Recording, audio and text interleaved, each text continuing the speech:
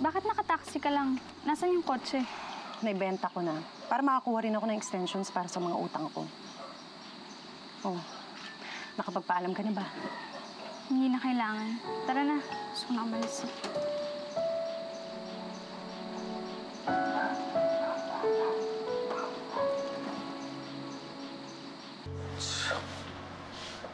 Saan ako nagkamali? Abel, hindi ka nagkamali. Hindi mo lang matanggap yung sagot na wala sa tatlo ang totoong Ana Karenina. Malay mo, patay na pala yung tunay na Ana Karenina.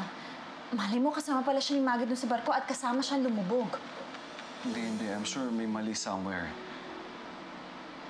Paano kaya kung paulit ko yung test? O kaya bumalik ako sa event tapos maghanap ako ng bagong interviewin?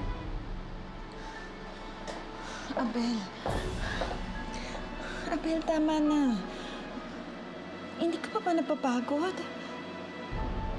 Kami pagod na. Kung si Uncle Sernan nga sumuko na eh. Dapat ikaw din. Abel, dumating na ang DNA test. Lumabas na ang resulta. Tanggapin mo na lang ang katotohanan na hindi na natin makikita ang tunay na Ana Karenina.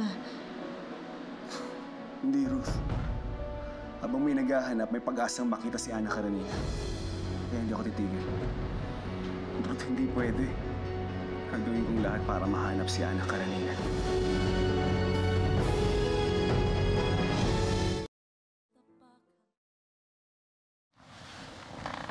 Okay ka lang? Ilang gabi lang nagkagulo-gulo na ang tatlong Ana Karenina. Kung alam ko lang mapupunta ang lahat sa wala.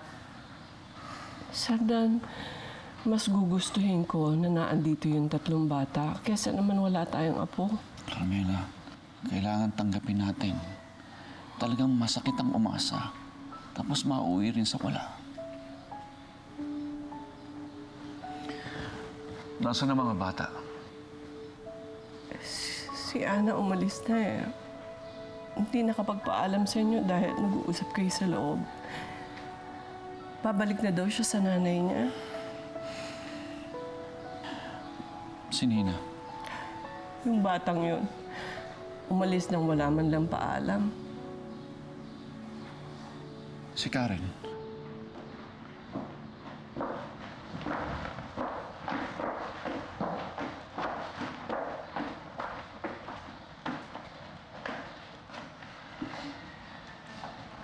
Lolo,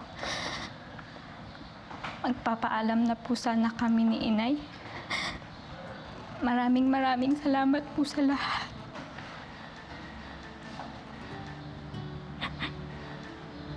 Salamat din, Karen.